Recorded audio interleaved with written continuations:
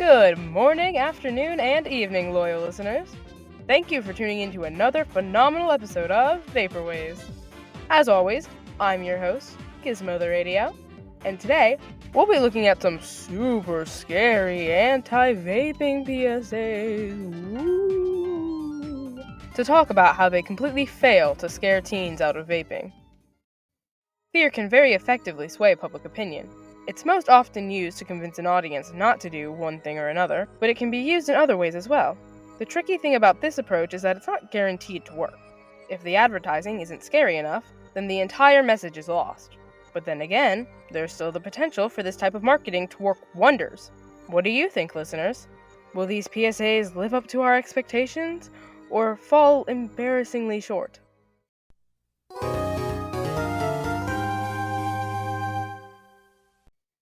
Let's start with one from The Real Cost called Metals.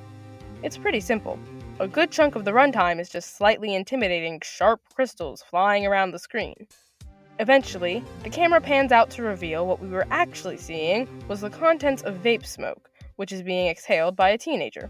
There's only one line of dialogue in this commercial. If you vape nicotine, you could be inhaling toxic metal, nickel, and lead that can damage your lungs. This PSA is trying to make vaping look scary, dangerous, and intimidating with these evil, spooky metal particles, but it's just not working. If anything, this PSA is very boring. The grayscale color palette, combined with the lackluster graphics at the beginning, makes everything look so much less interesting, and increases the likelihood of losing viewers' attention. This is especially concerning considering this ad was played before YouTube videos, making it skippable after 5 seconds.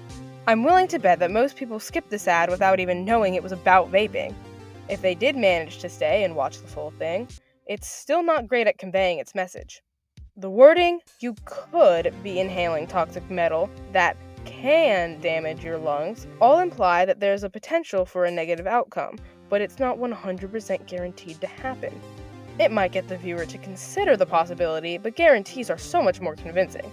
I'm sure there's some sort of legal reasoning behind the wording, but I also know that you should never put a possibility into someone's mind that you don't want them to consider. I'm sure they could find some way within the legal constraints to choose stronger wording and leave more of an impact on their audience. Because right now, this ad has about as much edge to it as a safety knife.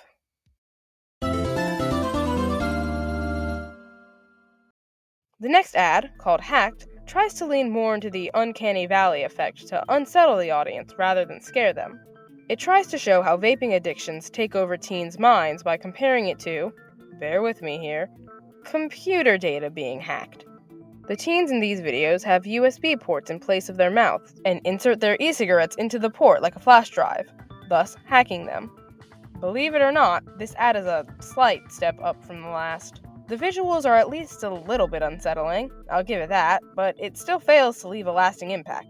Nothing about these teens is too shocking, save for their replaced mouths, but even then, it's not so much of a jarring change that it sticks in the viewer's mind. Additionally, this ad highlights one of the biggest problems with anti-vaping PSAs. They try too hard to be modern. Using a technology comparison is a painfully obvious attempt to connect to the youth of today by trying to speak to them with something they know. However, if you've ever held a conversation with a real teenager, they'll probably tell you that this approach never works and just feels insulting.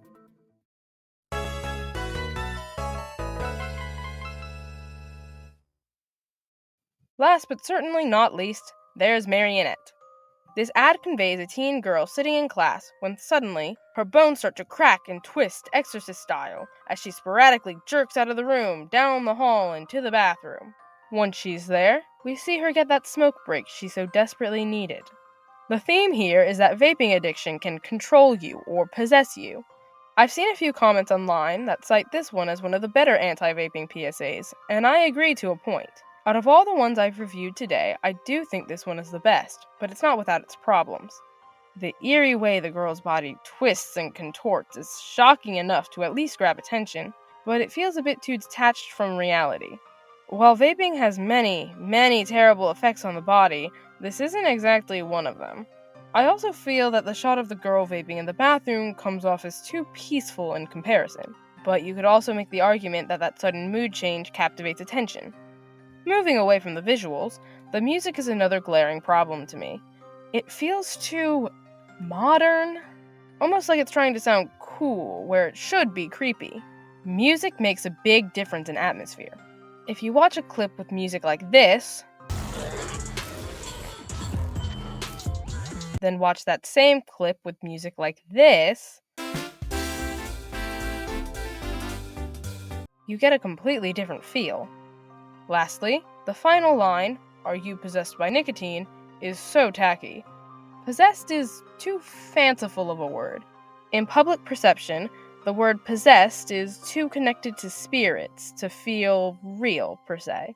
Ending the ad with something along the lines of, "Don't let addiction overcome you," would have been more effective and less clunky. So as we've seen today, anti-vaping PSAs are not very good at implementing fear tactics. But can fear even be an effective deterrent? Yes, actually, it can. If you're anything like me, you grew up seeing those anti-smoking testimonials presented by real people who smoke. They would share in which the way smoking negatively affected their lives, and how they now have to live with that damage. Those ads were incredibly effective for me, as well as most of my generation. But what about those ads made them successful? To put it simply, the reality. There's no elaborate metaphor or creepy smoke monster that eats your lungs. They're just real people who are suffering with real consequences. The fear comes from the idea of things that could really happen, and this person you're watching is living proof. While e-cigarettes are a much newer product, and there's not as much research conducted on them, scientists still know the damage that they can cause. I firmly believe that if PSAs leaned more into the real medical impacts vaping has caused, their ads would be much more effective.